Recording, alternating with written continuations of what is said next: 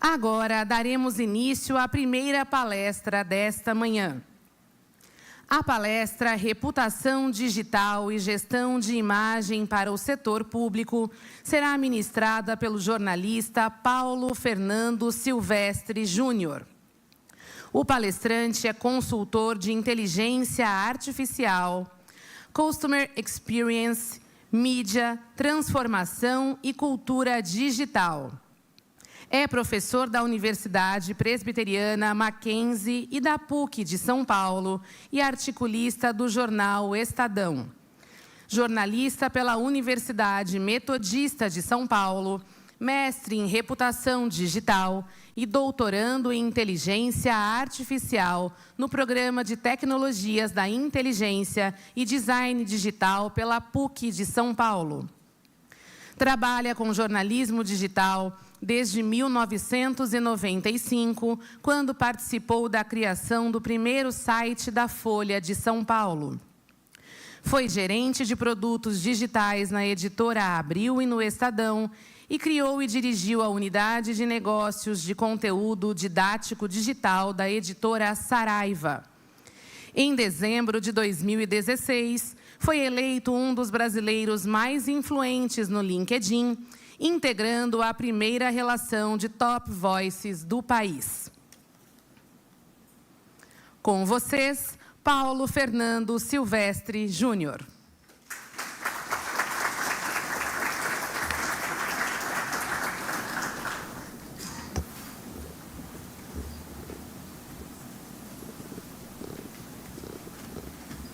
Bom dia, pessoal.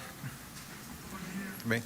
Bom, é um prazer estar aqui. Antes de mais nada, queria agradecer ao convite da Câmara dos Vereadores de Campinas, da Elecamp. O tema é extremamente relevante. O presidente Luiz já mencionou a importância da comunicação. Isso vale, evidentemente, para o setor público, mas vale para tudo. A comunicação é vida. E nós temos visto, infelizmente, muitos problemas, como o próprio Luiz mencionou, problemas relacionados a falhas de comunicação. Boas ideias acabam sendo perdidas por causa disso daí. Então, a ideia aqui hoje não é fazer um media training, mesmo porque nós temos pouquíssimo tempo para isso, mas fazer mais uma provocação. Só as apresentações aqui, né, já falaram de mim. Mais uma provocação sobre a importância da comunicação no setor, mas também como nós podemos garantir a nossa reputação digital, como que se constrói isso, como que se mantém. E isso é alguma coisa que é feito com muito trabalho, mas nós temos que cuidar permanentemente disso, porque é muito fácil perder isso daí, né? E para quem tem um pouco mais de estrada, assim como eu, devem se lembrar do Chacrinha, né? E ele tinha algumas frases muito pitorescas. Aliás, o Chacrinha era uma figura muito pitoresca. Não fico imaginando se ele daria certo hoje com o modelo dele de jogar bacalhau na plateia, né, entregar abacaxi para os calouros. Não, provavelmente isso não aconteceria, não daria certo.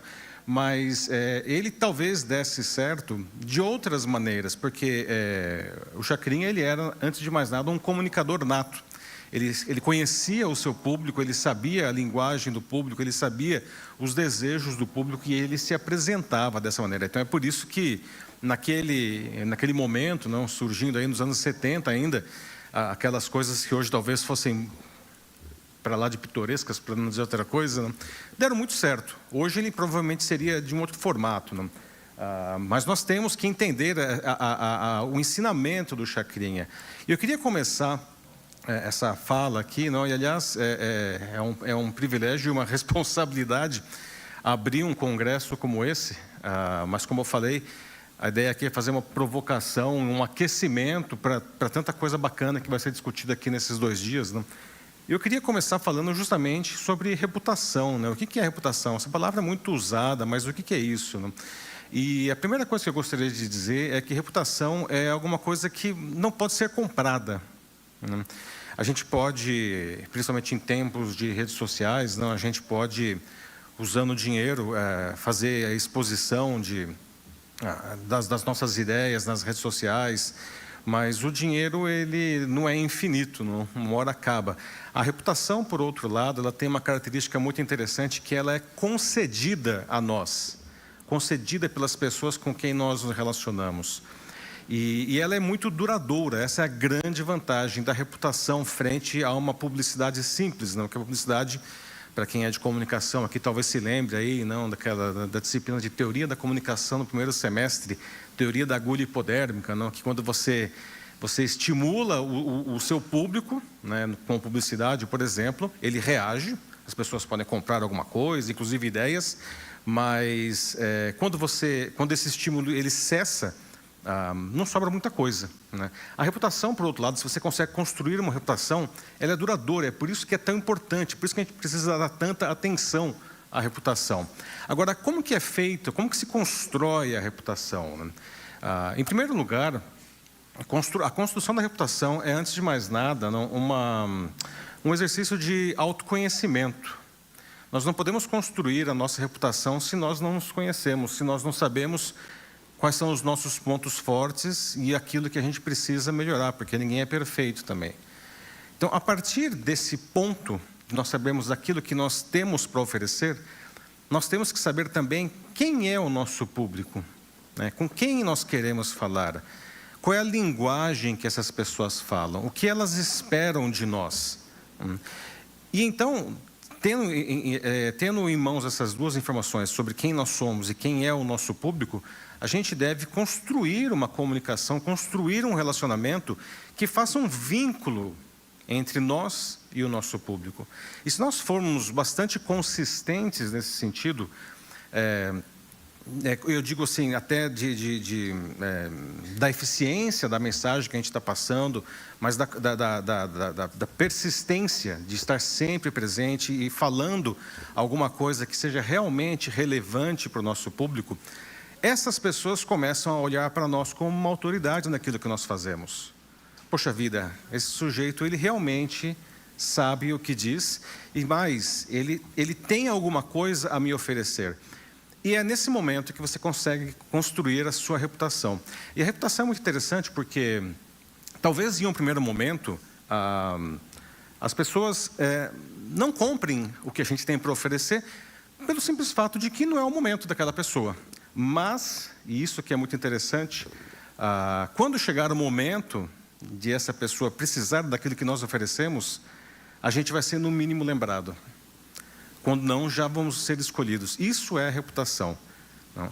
E é isso que a gente precisa construir. E as redes sociais, nesse sentido, não, a rede social não é uma coisa nova. Nós temos aí 2 décadas de redes sociais, mas elas ainda têm um papel absolutamente determinante em nossa vida. As redes sociais, elas têm uma característica que é muito interessante, que ela permite que qualquer pessoa consiga construir a sua reputação. Foi apresentado agora há pouco aí, a questão de ser um dos top voices do LinkedIn. Isso aconteceu lá em 2016, em uma época que não foi a primeira lista, ninguém sabia que isso ia acontecer. E eram 15 pessoas, e foi uma surpresa muito grande, não? E foi curioso, porque naquele primeiro momento, muitas pessoas vieram querendo saber, nossa, mas que legal esse negócio de ser top voice, como que você conseguiu isso? E naquele momento eu não tinha uma resposta muito clara, não? Mas nessa hora é bom a gente fazer parte da academia, porque a gente começa a olhar com um pouco mais de método as coisas, né? E eu diria que, em primeiro lugar, eu estava apresentando um conteúdo que, pelo jeito, as pessoas estavam gostando, felizmente, estava sendo útil para eles. Mas outra coisa que foi muito importante é que eu conversava com as pessoas, como, aliás, converso até hoje, não? As pessoas, qualquer pessoa publicar qualquer coisa nas redes sociais, alguém aparece. Sempre alguém aparece. E os algoritmos são muito interessantes, que eles sempre trazem pessoas que, de alguma maneira, se vinculam com aquilo que você escreveu. Então, eu respondi àquelas pessoas, não? Elas tinham dúvidas, algumas dúvidas muito interessantes, elas queriam contribuir, ótimo, não? Então, o segredo daquilo lá que surgiu de uma maneira muito inesperada foi isso, 2 coisas. Produzir um conteúdo, no caso, que as pessoas aparentemente estavam vendo valor, mas também de querer efetivamente se relacionar com as pessoas, né? E isso é muito importante porque o que nós vemos muito nas redes sociais é o que eu chamo de espuma, né? Que é muito fácil fazer barulho nas redes sociais, né? Você vai lá e coloca uma foto ou um tema mais provocante e isso gera muito barulho. E é como... Eu coloquei essa foto aqui porque até quando você vai no mar, não vem a onda assim, né? E ela vem e leva tudo, e quando ela está saindo assim, fica aquela espuma na areia, não? E essa espuma, ela rapidamente desaparece, né? E a maioria do que nós vemos hoje nas redes sociais é espuma, né? Faz um estrago danado quando aparece, muita gente falando daquilo, né? Que causa um grande alvoroço, um grande movimento, mas depois desaparece, né? E não é isso que nós queremos. Nós queremos persistência, nós queremos a reputação, né? Então não adianta ficar causando polêmicas vazias nas redes sociais, porque apesar disso parecer aí que está causando um grande movimento naquele momento, depois de um tempo isso desaparece, a menos que você seja um polêmico profissional, né? Você vai ficar pelo resto da sua vida causando polêmica, e aí você aparece. Bom, e tem gente que sabe muito bem, né, que vive disso daí e colhe frutos, não? Mas eu acho que isso é uma coisa pouco sustentável, porque inclusive exige muita energia, tá? Como eu disse agora há pouco, não, construir reputação não é uma coisa simples, né? Exige trabalho, exige método, exige envolvimento, energia com o seu público. Mas perder a sua reputação é muito fácil, né? Quando você o principal motivo para alguma pessoa perder a reputação é quando ela trai a si mesmo. Nós temos valores, nós apresentamos, o nosso público nos reconhece quando a gente está construindo uma reputação. A gente apresenta os nossos valores, aquilo que nós acreditamos, e as pessoas se vinculam a isso, né? Elas acreditam em nós por isso. Então, se de repente a gente trai a nós mesmos, né, isso pode colocar a nossa reputação a perder. Então, temos que tomar muito cuidado, precisamos ter consistência na maneira como a gente constrói a nossa reputação, né? E quando a gente pensa, isso vale evidentemente para empresas, mas também quando a gente pensa em comunicação pública, não, nós estamos falando de pessoas com grande exposição, né, grandes lideranças, não? E nós vivemos em um mundo em que as pessoas valorizam quando os líderes falam, né? Houve um tempo, que nem faz tanto tempo assim, não? Eu como consultor em empresas, eu via presidentes de empresas que não gostavam de aparecer, ele não gostava de falar. E eu entendo que existem pessoas que têm, enfim, ninguém nasce um comunicador nato. Tem pessoas que têm dificuldade mesmo de falar e temos que respeitar isso daí, não? Mas tudo pode ser aprendido nessa vida, inclusive se comunicar com o seu público. E as pessoas, elas gostam de ver o dono da coisa toda, né, aparecendo e conversando com o seu público, interagindo com as pessoas. Então, é muito difícil hoje para um líder de uma empresa ou do setor público não querer aparecer. Ele precisa aparecer, né, até para a construção da sua reputação.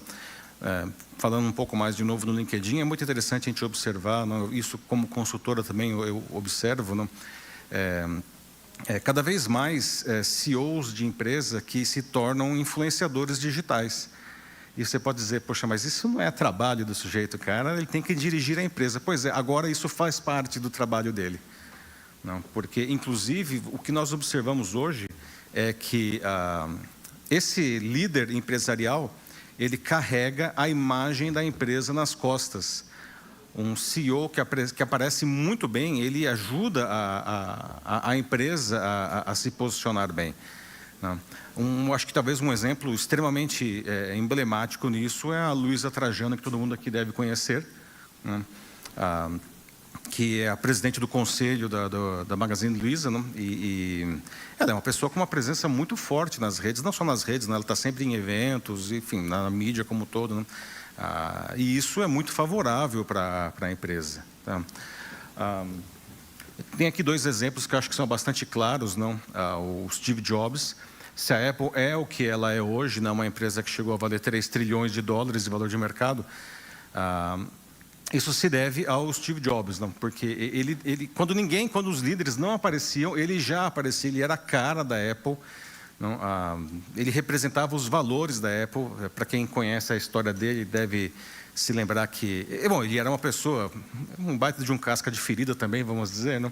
Uma pessoa bastante difícil de se lidar, tanto que ele acabou, logo nos primeiros anos da Apple, ele acabou sendo demitido da empresa que ele fundou. E a empresa estava indo ladeira abaixo, por incrível que pareça, a Apple quase quebrou nos anos 80. E o Steve Jobs voltou e reinventou a empresa com a imagem dele, com os valores dele, e a Apple, enfim, nunca mais deixou de ser uma empresa inovadora, né? E está aí hoje ainda dominando o mundo, né? Um outro exemplo que vale sempre dizer, aí no caso do setor público, o Obama, não sei se vocês sabem, mas é muito curioso, o Obama, quem já viu ele falar, ele fala muito bem, né?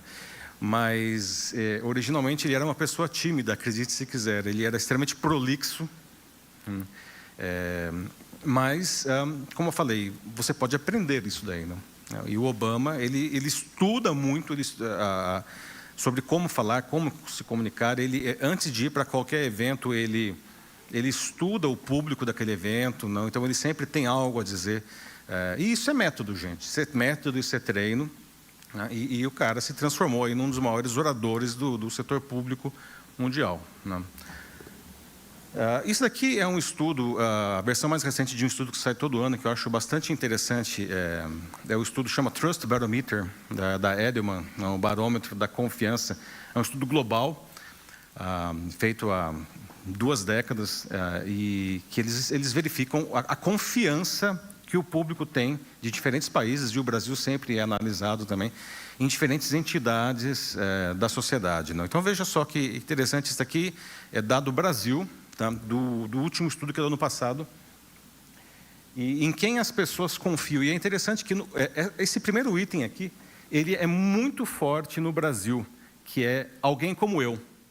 O que significa esse alguém como eu? Não é que a pessoa seja igual ao público, mesmo porque é difícil a gente ser igual a todo mundo, né? Ninguém é igual a todo mundo.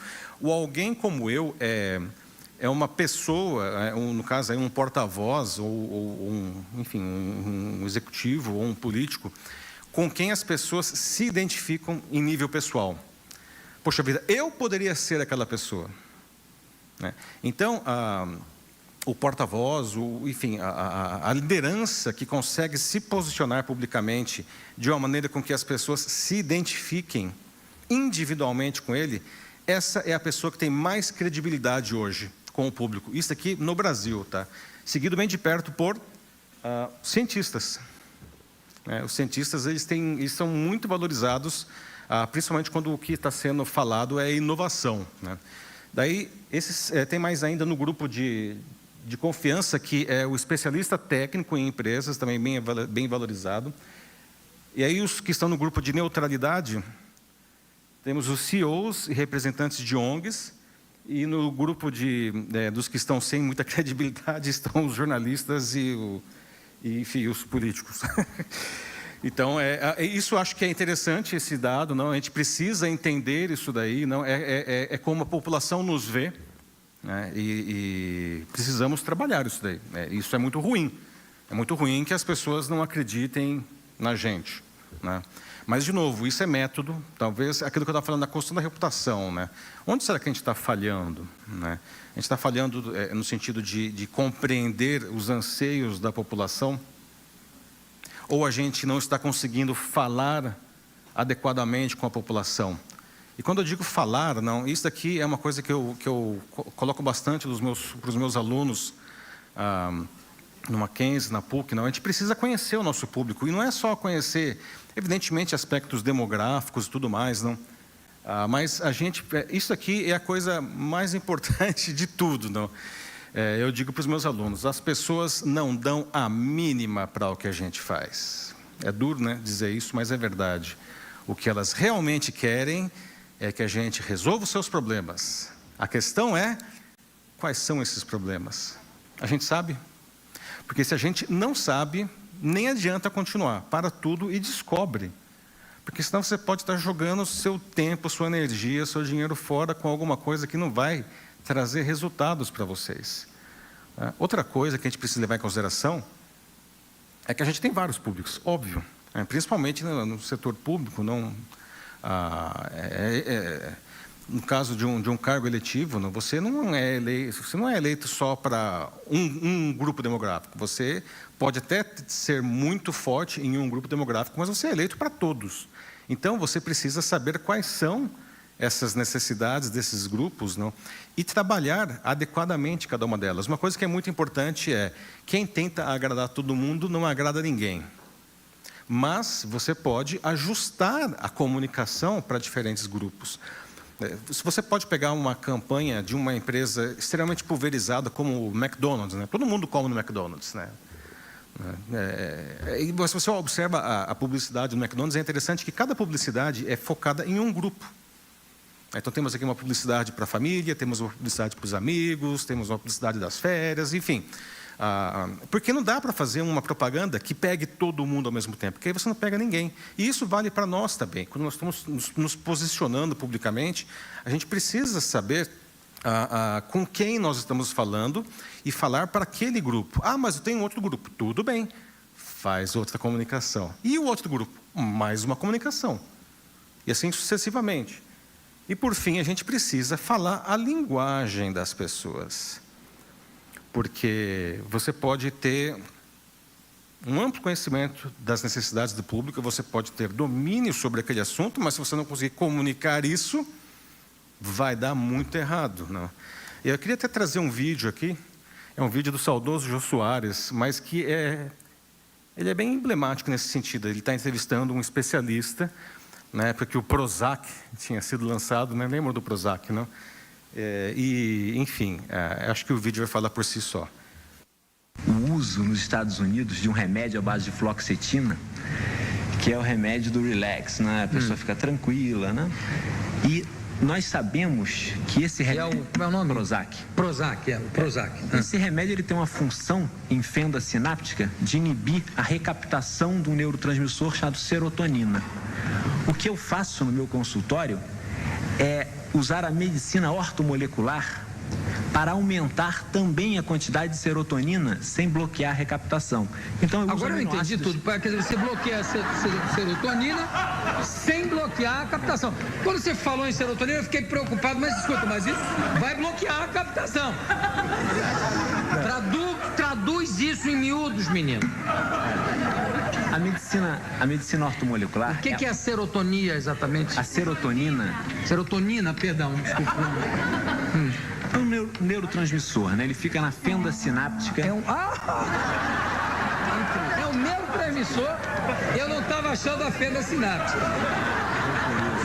É por isso. Mas a fenda sináptica é aquela mesmo que eu estou pensando? Não tem nada a ver.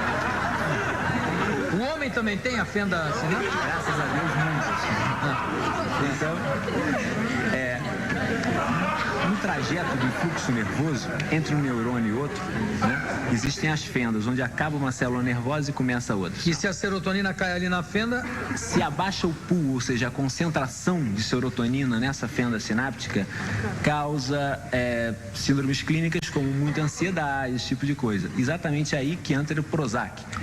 A serotonina pode ser usada romanticamente? Por exemplo, deixa eu botar a minha serotonina na tua fenda sináptica? Não, né?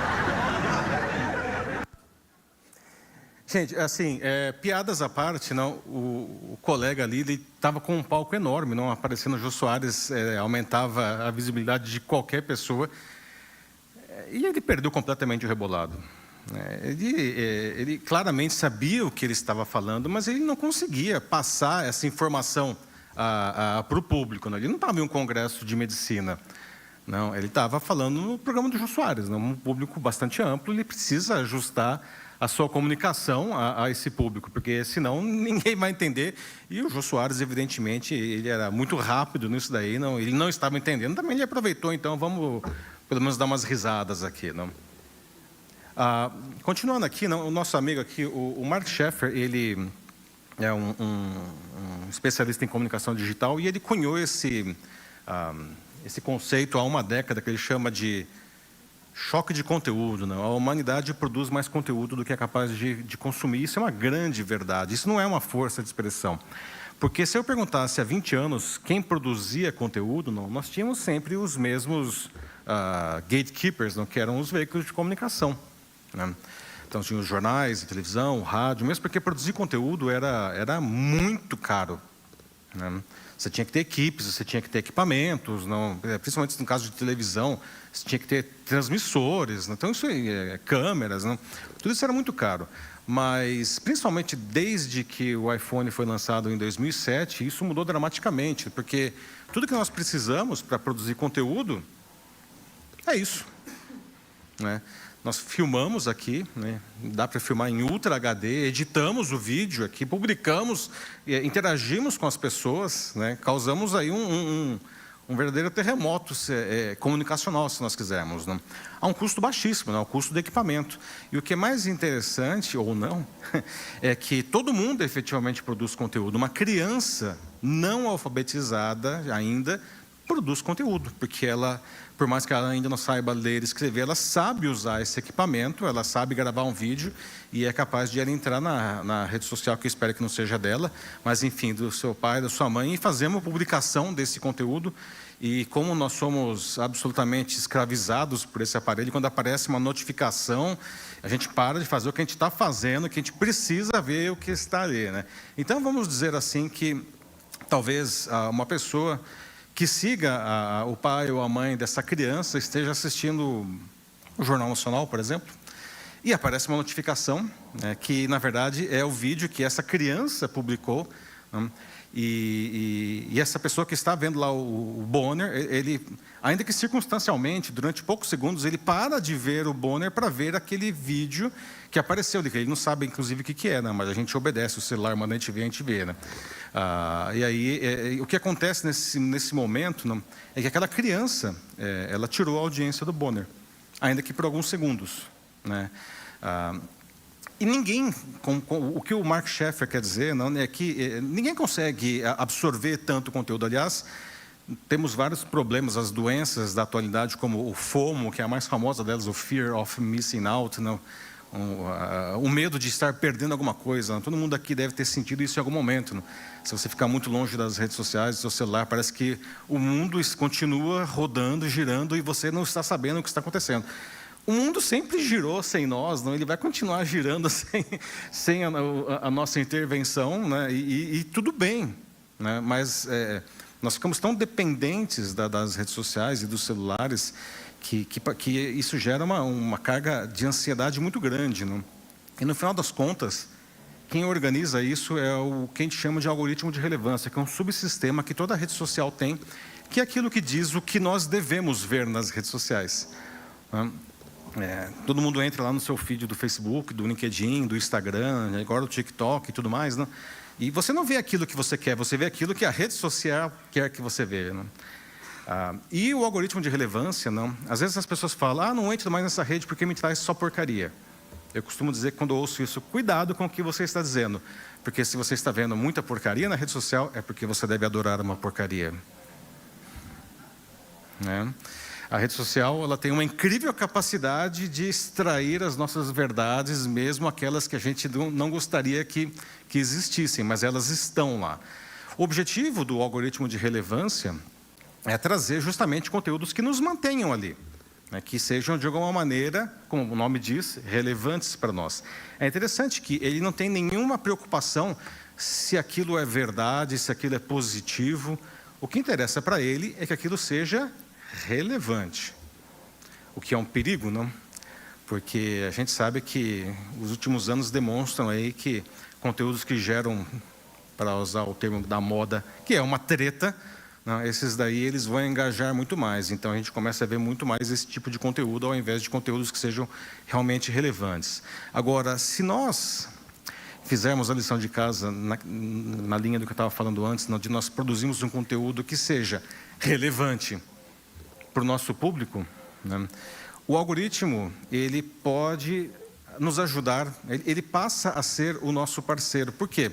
Se o nosso conteúdo efetivamente é relevante para o nosso público, ele tende a aparecer para essas pessoas. É incrível. Tinha uma vez, eu estava oferecendo uma consultoria para uma pessoa que ela vendia, ela era uma consultora também, e a queixa dela era que as suas publicações só apareciam para gerentes nas redes sociais. Só chegavam gerentes para ela. E ela queria atingir diretores, C-level, né? E ela não entendia por que isso acontecia, né? Porque o conteúdo dela era muito bom, já era muito bom. Então, fiz uma análise e foi interessante observar que o que ela escrevia, apesar de estar muito bem escrito, eram coisas muito táticas, do tipo, como fazer tal coisa. Ora, numa organização, quem se preocupa com questões táticas é a gerência média. Quem estava vendo os conteúdos dela eram os gerentes. Então, qual foi o trabalho que nós fizemos? Nós trocamos, ela continuou falando da mesma coisa, mas a gente começou a dar um aspecto mais estratégico, que é o que interessa para um diretor. E parece bruxaria. Em 3 semanas, os gerentes sumiram e começaram a aparecer diretores, sem fazer absolutamente mais nada. Então, isso que eu digo. Se você se conhece, você conhece o seu público, o algoritmo de relevância que a gente adora pichar, ele pode acabar se tornando um auxiliar nosso. Não? E nesse momento, vale a pergunta, ainda precisamos da imprensa? Porque tem desde, enfim, que o Facebook começou a ficar mais forte, desde o Orkut, para quem tem um pouco mais de tempo aí, o pessoal falava, agora a gente não precisa mais da imprensa, porque agora eu vou direto aos fatos. Eu consigo ouvir diretamente a empresa que eu quero, eu consigo ouvir diretamente o político que eu quero, enfim, eu vou direto aos fatos. Isso é uma falácia. Sim, você vai direto, efetivamente. Qual que é o problema disso daí?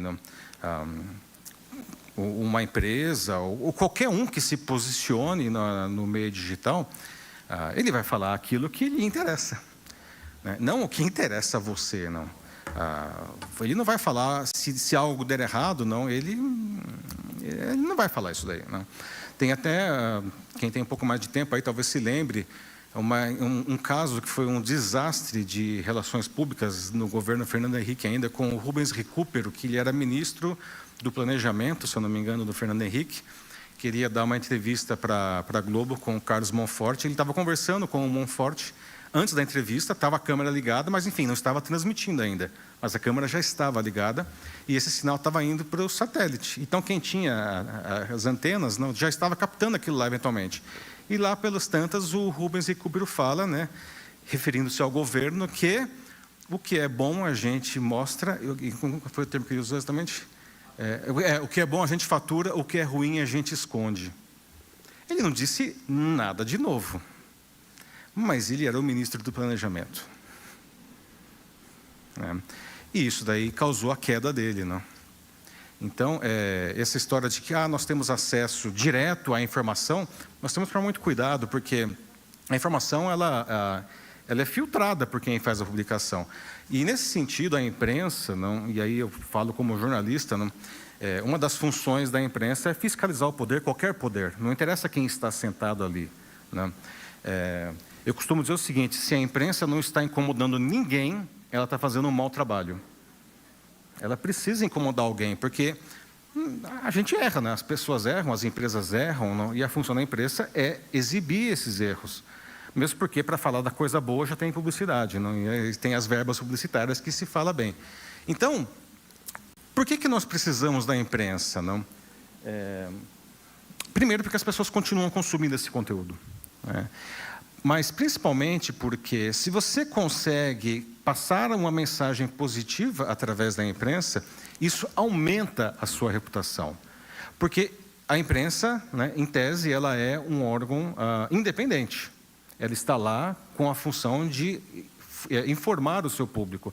E se a imprensa mostra o que você é bom, isso é muito melhor do que você falar que você é bom. Você tem muito mais credibilidade. E a imprensa ela consegue, então, trabalhar muito essa questão da reputação, principalmente. E é interessante observar que, quanto mais crítico for o assunto, mais aumenta essa importância da imprensa. Tem um dado aqui que é muito, muito interessante. Durante a pandemia de Covid-19, naquele momento principalmente no momento mais crítico, que estava todo mundo sem saber muito bem para onde ir, se ia morrer, como que ia ser esse negócio. Esse momento foi, por incrível que pareça, foi muito bom para a imprensa profissional, porque as pessoas estavam com medo de morrer. Então, elas procuravam, onde que eu vou procurar uma informação que realmente possa garantir que eu não morra, não? É uma coisa bastante atávica, essencial, assim, não? E veja só esses dados aqui, não? Em quem as pessoas mais confiavam naquele momento mais grave era nos programas jornalísticos de TV, seguido de perto pelos jornais impressos, né? Pode ser uma coisa muito surpreendente isso daí, não? Depois confiavam bastante ainda nos programas de rádio, um pouco menos no site de notícias e muito pouco, felizmente, no WhatsApp e no Facebook nesse caso, não? Porque, de novo, não, era uma situação dramática aquilo ali, não? As pessoas elas não podiam se dar ao luxo de errar. Então, elas entendiam que elas precisavam buscar essa informação, no caso aí, num veículo de comunicação. Agora, quando você, uma liderança do setor público ou, enfim, do setor privado, você se comunica com a imprensa, a gente precisa entender qual que é a função da imprensa, não? A imprensa é um negócio como qualquer outro, né? E nós precisamos entender que quando a gente vai dar uma entrevista, não, isso daí é uma troca que a gente faz, né? Nós que estamos sendo entrevistados, nós queremos a visibilidade e a reputação que a imprensa pode nos oferecer, e a imprensa quer a informação que a gente tem para ela, né? De alguma maneira, isso é importante para o seu público. Então, nós precisamos entender que é uma troca. E entender também que a imprensa, não, ela não fala aquilo que necessariamente a gente quer, ela fala aquilo que é precisa. E ela fala sempre aquilo que está alinhado com os interesses do seu público. Então, quando você vai dar uma entrevista para um veículo de comunicação, por exemplo, você é uma liderança do setor público ou privado, a primeira coisa que você deve fazer, e aí as assessorias têm um trabalho muito importante, é descobrir, afinal de contas, quem é o público desse veículo ou desse jornalista, né? Quais são as necessidades que esse público do jornalista tem. Isso é importante, porque aquilo que eu estava falando agora há pouco, não? A gente tem um monte de públicos, nós como lideranças, né? Eu preciso ajustar a minha fala, ajustar a minha entrega, não? Para o público daquele jornalista.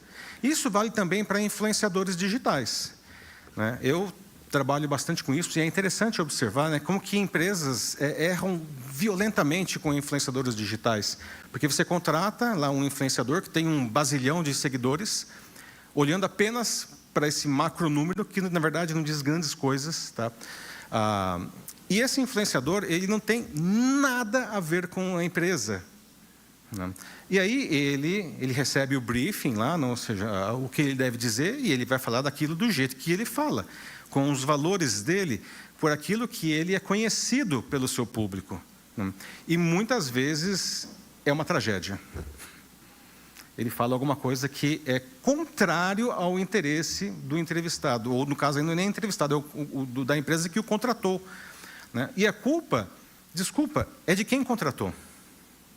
Porque não prestou atenção na pessoa que ia passar essa mensagem. Às vezes o cara tem uma linguagem talvez muito informal, e o entrevistado, ou a empresa, ou a liderança, enfim, é uma pessoa mais formal, isso pode chocar, não? Mas, horas, ele é conhecido por aquilo, ele não vai mudar o discurso dele só porque você está pagando. Porque, de novo, ele construiu a reputação dele em cima disso, né? Teve um caso aí de um influenciador super famoso que foi contratado por 4 grandes empresas para ir na Copa da Rússia, não? E para fazer uma cobertura na Copa da Rússia, e estava indo tudo aparentemente bem, até que no meio da Copa ele faz um comentário racista com o Mbappé, da seleção francesa, que foi eleito craque da Copa, por sinal. E aí essas 4 empresas vieram a público dizer: nossa, nós não concordamos com isso, nós não temos isso aqui, todo mundo, né? Gente, ele sempre falou daquele jeito, vocês não perceberam antes isso? Né? Então, nós precisamos prestar atenção no público de quem nós estamos dando uma entrevista ou quem nós estamos contratando, tá? O jornalista, ele não é seu amigo, mas ele não é seu inimigo de maneira nenhuma, né? Eu digo isso porque eu vejo muitas lideranças que vão dar uma entrevista, não? E ele acha que o jornalista é amigo de infância dele, né? E quer construir ali uma relação super, enfim, íntima, que não existe, né? E isso, o jornalista, ele vai, enfim, dar corda para aquilo, né? Mas isso não existe, não. Agora, também, eu já vi muito, né, inclusive, E aí, falando como acadêmico também, né, muitos colegas que acham que o jornalista é um inimigo, ou que o cara nunca fala no negócio certo, não? E eu comecei a minha carreira como repórter de ciência, e é muito difícil você ser repórter de ciência, porque hoje eu falava de física, amanhã eu falava de medicina, depois de amanhã eu falava de astronomia, depois... Qual é a chance de eu ser especialista em todos esses assuntos? Né? Zero. Nenhuma, não? E os entrevistados, eles não tinham nenhuma paciência em explicar aquilo.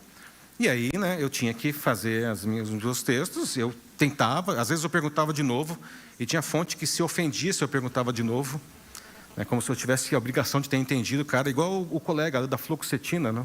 Fica falando que cai na captação, na fenda sináptica, e meu, não entendi nada, entendeu? E aí você faz a publicação, e aí vem o acadêmico que fala que eu não levei a sério, não prestei atenção. Né? E não é isso, gente. Nós precisamos entender que isso é uma troca de relacionamento. Não? Eu costumo dizer o seguinte, uma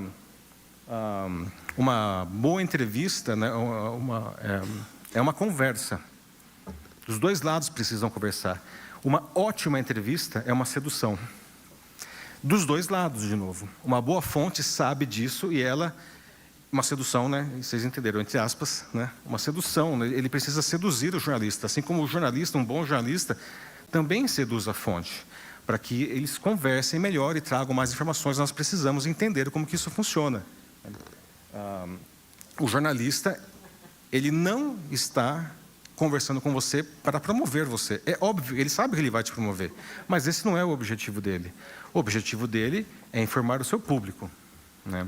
De novo, aí é muito importante, nós precisamos ter isso em consideração. E aí as assessorias não, são super importantes para ajudar as lideranças a fazer esse posicionamento adequado. Né? Como que eu posso trazer a mensagem que vai ser útil para o público desse jornalista? Outra coisa que é muito importante, que já vi muitos erros aqui, tudo passando muito rapidamente, gente, mas acho que são coisas que, como eu falei, é fazer uma provocação, né? O off, né? Que é uma palavra que o pessoal usa, às vezes, sem ter a menor ideia do que seja. O pessoal acha que o off, que é quando... Off porque o jornalista desliga o gravador, né? Off the records, né? Daí que vem essa expressão. O pessoal acha que fala, não, isso aqui é em off, e o jornalista não vai usar essa informação. Tudo que você disser será usado, on ou off. A única diferença é que no off você não vai ser citado. Mas a informação, assim, se você não... O Eric Schmidt, quando ele era CEO do Google ainda, há alguns anos, ele disse uma coisa que se aplica muito bem aqui. Ele disse o seguinte, você tem um segredo? Não coloca na internet. Você acha mesmo que isso não vai vazar? Né?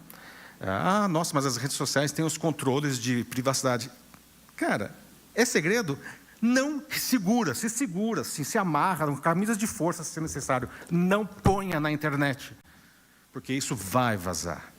A mesma coisa com um off, para o jornalista. Ah, nossa, está em off. Ele vai usar essa informação. E em alguns casos, inclusive, isso gera algumas crises bastante sérias, tá? E nós somos fonte, o jornalista, ele é fonte 24 horas por dia. Ele é jornalista 24 horas por dia, e você é uma fonte 24 horas por dia.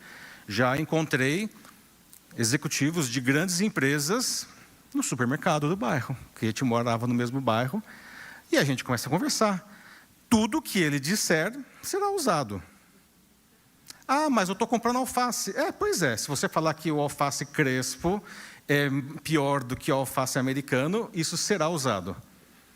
Certo? Então, nós temos que entender a nossa posição de liderança pública ou no setor privado. Nós não deixamos de ser CEO da empresa, no supermercado ou em qualquer lugar. Ah, mas eu estou fazendo a publicação da festa da minha filha no Facebook. Ok, perfeito, o Facebook ele se propõe a isso, mas você tem que entender que isso representa você e, consequentemente, isso representa a sua organização. Se você colocar uma barbaridade no seu setor, no seu perfil privado, continua sendo você. Você continua sendo o vereador, você continua sendo o presidente da empresa, né? E aquela barbaridade vai ser levada em consideração. O pessoal acha que a rede social é tipo, tem o manto da invisibilidade do Harry Potter, não? Que que você coloca e ninguém vê que você está lá. Não, isso não existe, gente. Isso é ficção, tá? Não façam isso nas redes sociais. Chegando aqui, encaminhando para o final, que nós estamos já terminando o nosso tempo também, não alimente os trolls. Essa figura ela está muito popular nas redes sociais. O troll é aquela pessoa que faz da polêmica o seu modo de vida. E ele entra nas redes sociais muitas vezes para acabar com a reputação de outras pessoas. Ele se diverte com isso, ou às vezes ele tem até uma agenda por trás disso aí. Ele quer destruir a reputação de alguém. E isso sempre aparece. Quanto maior a sua visibilidade, mais trolls você atrai. Tá? Não alimenta essas criaturas, gente. Não entra em embate, a menos que você tenha aí um preparo psicológico e uma equipe para te dar um apoio, porque quando você entra em conflito com o troll, você retroalimenta isso daí. E outros trolls se juntam aí a esse processo. Tá? Muito cuidado com fazer isso. Tá? Existem, inclusive, técnicas para lidar com isso, que infelizmente não dá para a gente falar aqui nesse momento. Tá? Mas nós temos que entender o seguinte, tá? As palavras têm poder. E nós vivemos aí, os colegas da mesa mencionaram antes aqui, momentos aí de grande intolerância. Isso é algo que cresce exponencialmente nos últimos anos. Tudo que nós dissermos nas redes sociais vai ser fortemente amplificado. Nós não podemos esquecer isso daí. Nós temos uma responsabilidade. Você pode ser um vereador, você pode ser o presidente da República, você pode ser o estagiário da empresa, você pode ser o CEO da empresa. Tudo que você disser é amplificado nas redes sociais. E você vai ser cobrado por aquilo. Isso tem impacto na sociedade. As empresas têm impacto na sociedade. A gente acha que só o setor público tem que se preocupar com isso. Não, toda empresa tem um fortíssimo impacto na sociedade. Então, nós precisamos tomar muito cuidado com o que a gente diz. A gente não pode ser displicente com as palavras. Porque elas se tornaram armas de destruição em massa nas redes sociais. E muita gente faz disso, como eu falei, um propósito de vida. Usa isso estrategicamente. Algo extremamente complexo isso daí. Tá? Temos que usar esse recurso com respeito, temos que usar isso com sabedoria. Porque no final das contas, gente, aí retomando o começo aqui da nossa fala, o que nós precisamos fazer, isso vale para as redes sociais, isso vale para nosso relacionamento com a imprensa, isso vale no nosso cotidiano, no que nós façamos. O que a gente precisa fazer é construir boas conversas. Você quer construir uma boa reputação? Construa boas conversas, converse genuinamente com o seu público. Daquele jeito que nós falamos, conheça o seu público, conheça quais são as suas necessidades, conheça as palavras que essas pessoas usam, saiba onde essas pessoas estão. Às vezes me perguntam, mas eu tenho que estar no TikTok também? Porque tem gente que fala, nossa, mas aquelas dancinhas, não sei o quê. E a minha resposta é, depende. O seu público está no TikTok? Se tiver, tem que estar. Se você quer falar com adolescentes, você tem que estar no TikTok. Não, eu não falo com adolescentes, então eu só quero falar com lideranças empresariais. Esteja no LinkedIn, porque é lá que você vai encontrar isso daí. Uma vez eu perguntei para um adolescente se ele conhecia o LinkedIn. Aí eu falei, conheço, é aquele Facebook de velho, Aí eu falei, vixe, porque o Facebook já é de velho, o LinkedIn é o Facebook de velho, meu Deus. Precisamos conhecer o nosso público, certo? Então, pessoal, eu queria encerrar aqui a fala, nós temos alguns minutos para algumas perguntas aí. Como eu falei, a ideia aqui foi fazer uma provocação, para iniciar os trabalhos aqui do Congresso. Eu espero que vocês tenham 2 dias extremamente produtivos. Aqui vocês têm os meus contatos. Fiquem à vontade, tá? Vocês podem me chamar aí para a gente conversar. Às vezes a gente não tem... descarrega aqui um monte de informação e a gente não tem as perguntas na hora, mas as perguntas surgem depois. Convido todos, tá? Vocês podem me chamar, que vai ser um prazer continuar com vocês. Muito obrigado. E acho que temos tempo para algumas perguntas, né? Obrigado, você.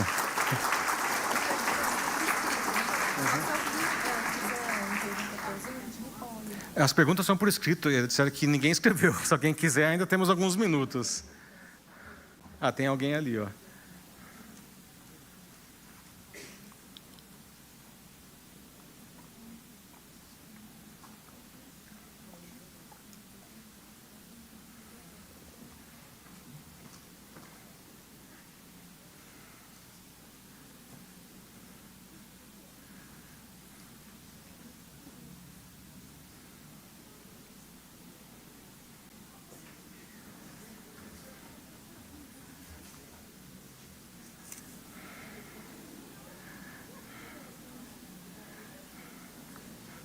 A primeira pergunta aqui é: por que, na sua visão, a pessoa como eu tem mais confiança do público do que os jornalistas?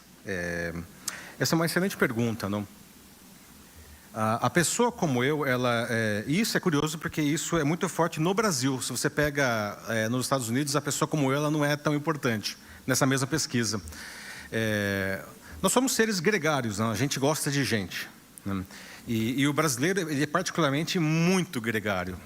Nós gostamos de festas, nós somos afáveis, tudo. Então, quando você encontra um porta-voz que faz com que você se sinta perfeitamente à vontade com ele, fala: poxa vida, eu poderia tomar uma cerveja com esse sujeito. O cara pode ser o presidente da República, mas se você acha que na sua ilusão você pode tomar uma cerveja com ele, ok, né? Isso não é por acaso, né? Um bom porta-voz, ele consegue construir essa pseudo-intimidade com o público.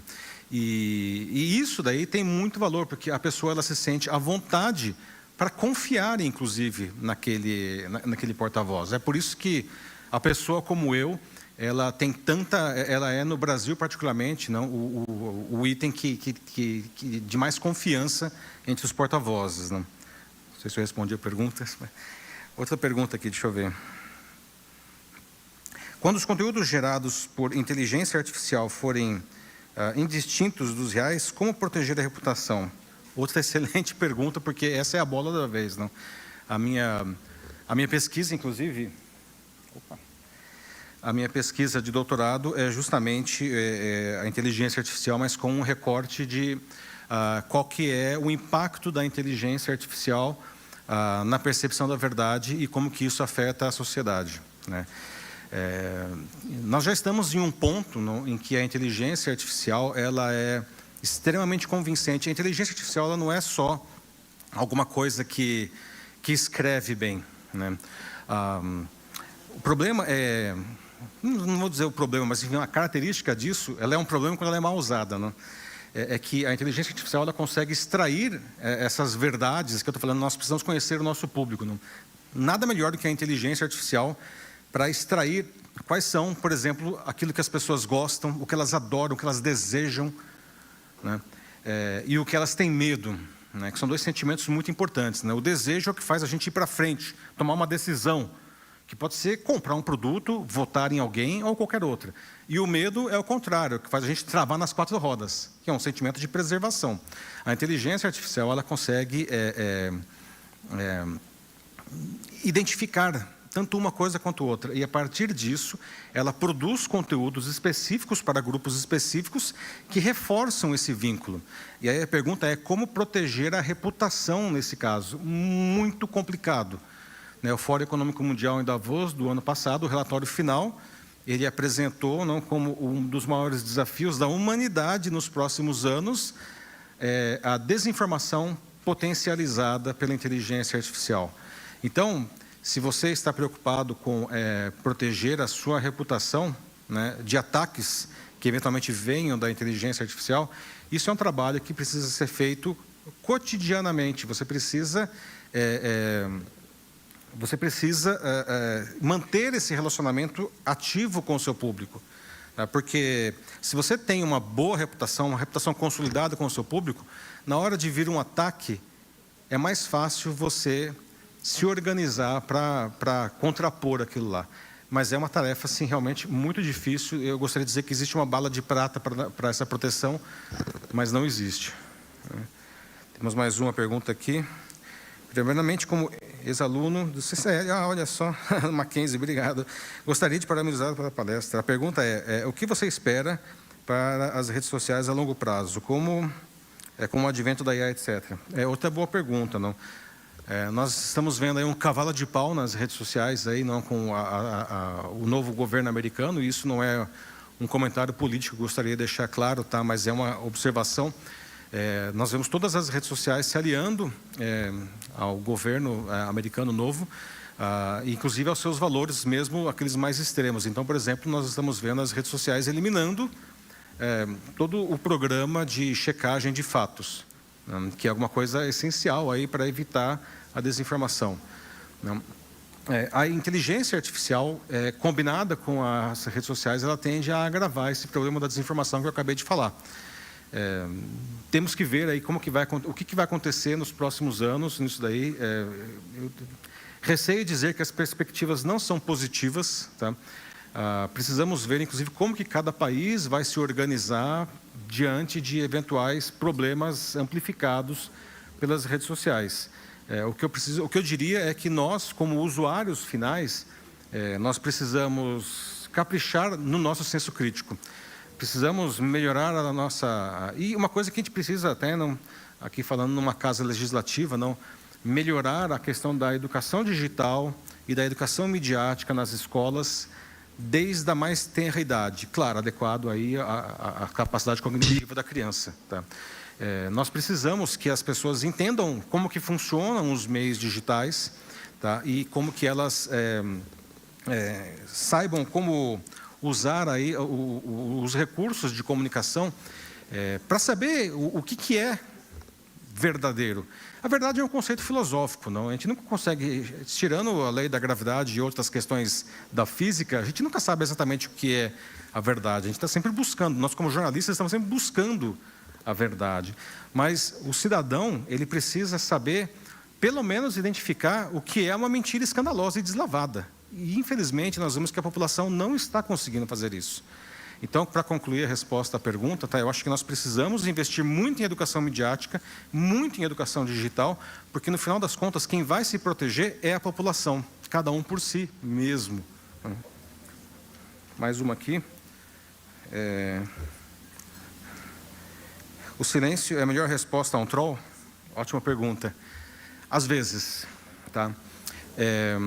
Tem troll que é um funk que é colo só. Tem troll que ele simplesmente é um destruidor de reputação em massa. Nas redes sociais nós temos que tomar muito cuidado, tá? Se há um processo orquestrado de destruição de reputação, aí nós precisamos até, às vezes, acionar a justiça. Se é um troll lobo solitário, o que eu costumo fazer é o seguinte, tá?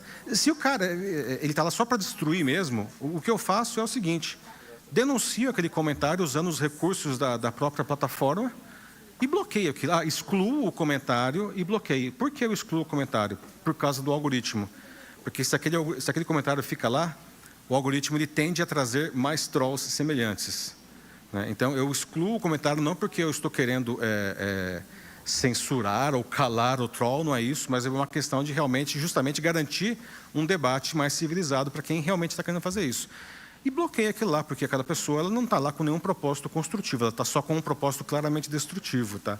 Então, precisamos lidar com isso daí, não podemos alimentar os trolls. Temos tempo ainda? Temos mais 2 perguntas aqui. Tá bom. Vamos lá. Você mostrou que existe uma grande confiança na produção jornalística na TV, porém, muito se fala sobre o futuro da TV e do jornalismo. Você pensa que existam, de fato, desafios para a sobrevivência da TV e do jornalismo? Ótima pergunta também. Eu entendo que, sim, o jornalismo ele mudou profundamente. Quando eu fiz a faculdade, e não faz tanto tempo assim, né, o objetivo de todos os meus colegas era sentar na cadeira que está o William Bonner. E quem faz faculdade de jornalismo hoje não tem esse desejo. Aliás, quase sempre o pessoal quer construir o seu próprio negócio. Tanto que nós temos, inclusive no próprio Mackenzie, nós temos cadeiras de empreendedorismo na faculdade de comunicação, que eu acho ótimo. Porque a gente precisa fazer isso daí, não? As redações reduziram, né? Eu vejo o seguinte: qual que é o problema, né, do jornalismo como negócio, né, do futuro do jornalismo? O jornalismo também tem uma dificuldade de perceber que o mundo mudou, né? Muitas empresas de comunicação, infelizmente, insistem num formato que depende umbilicalmente de assinatura e publicidade. Não? E é difícil você viver só dessas 2 coisas hoje, não? Você precisa de dinheiro para manter um negócio, não? Mas existem muitas outras formas de você captar recurso para a comunicação. Você pode pegar o exemplo do New York Times, que é um jornal super, jornalão, né? Mais de 100 anos de idade. Aí, e hoje o New York Times nunca teve tantos assinantes, né? Como que o New York Times, sendo um jornal, consegue fazer isso? Porque ele entende que o que ele faz é muito mais do que impresso, né? Ele faz comunicação. E ele consegue fazer um vínculo com o seu público no sentido de que ele apresenta um conteúdo que realmente é valioso para aquelas pessoas, as pessoas entendem que aquilo tem valor para elas e elas estão dispostas a pagar por alguma coisa valiosa. Tá? Existem coisas que só existem no New York Times, o que aumenta o valor, mas o New York Times ele tem outras coisas hoje muito interessantes, como, por exemplo, ele oferece games. Aí você pode dizer, mas alguém assina o New York Times por causa de games? Sim. Não tinha muita gente que comprava o jornal para fazer palavras cruzadas? É a mesma coisa. Né? E muitas outras coisas. O New York Times ele trabalha muito bem a questão da linguagem, quando eu digo, inclusive, telas. Não? Então, voltando aqui à pergunta, não, a televisão ela passa por um processo semelhante. A audiência da televisão hoje é muito menor do que já foi, mas ainda é muito grande. Né? Isso a gente vê bastante claro, por exemplo, na questão da transmissão de futebol, das Copas do Mundo. Nós temos aí canais do YouTube rivalizando com as principais TVs. Não? Agora, eu acho que a TV, ainda que tardiamente também, começa a perceber essa mudança. Né? Nós vemos, no caso aí da Globo, que é a maior TV do Brasil, não? Durante muito tempo ela resistiu bravamente ao streaming. Ela resistiu quanto pôde, aí, enquanto a Netflix nadava de braçada sozinha nesse mercado, quando ela começou realmente antes de todo mundo, né? E a Globo resistindo àquilo, e hoje nós vemos a Globo com o Globoplay fazendo, inclusive, produções originais para o Globoplay. O Globoplay sempre foi um negócio que ele surgiu meio que a reboque da TV. Ele só colocava coisas que eram feitas para a TV, e hoje nós vemos produções surgindo a partir do Globoplay. Então, nós temos que entender que TV ou jornal não depende da TV ou do jornal, não, e sim é um conteúdo que precisa ser adequado às necessidades, às demandas, à linguagem, às telas em que o seu público está. A empresa de comunicação que consegue fazer isso, ela tem uma sobrevida. Agora, o que não dá é para não fazer nada e achar que as coisas vão continuar dando certo. Não? E uma última pergunta aqui. No caso de câmaras e prefeituras, o público é a população toda, ampla faixa etária e graus de instrução e interesse por política. Mas eu não tenho qualquer pergunta aqui. Bom, mas enfim, eu vou intuir uma pergunta aqui. Realmente, não, quando você é o prefeito de uma cidade, ainda mais uma cidade, né, de um porte grande como Campinas, não, você tem todo mundo. Como que você faz? Não? De novo, você precisa governar para todo mundo, mas você precisa entender que não dá para fazer uma comunicação para todo mundo. Existem, claro, comunicações que são mainstream, aí, que vai para todo mundo, por exemplo, sei lá, uma campanha na televisão. Né? Mas, usando os meios digitais, é interessante que você pode fazer comunicações segmentadas pelos diferentes grupos demográficos, mas principalmente pelas demandas e principalmente pela maneira como as pessoas falam. Né? Jogue todas essas comunicações nas redes sociais e aí deixa o algoritmo direcionar isso daí para as respectivas pessoas. Né? Exemplo daquela colega lá que queria falar com os diretores e só atingiu os gerentes, e o simples fato de ela mudar o foco da comunicação dela, ela chegou nas pessoas que ela queria. Né? Eu acho que é isso, foram todas as perguntas. Pessoal, novamente, muito obrigado pela participação de todos, e a conversa pode continuar depois. Muito obrigado.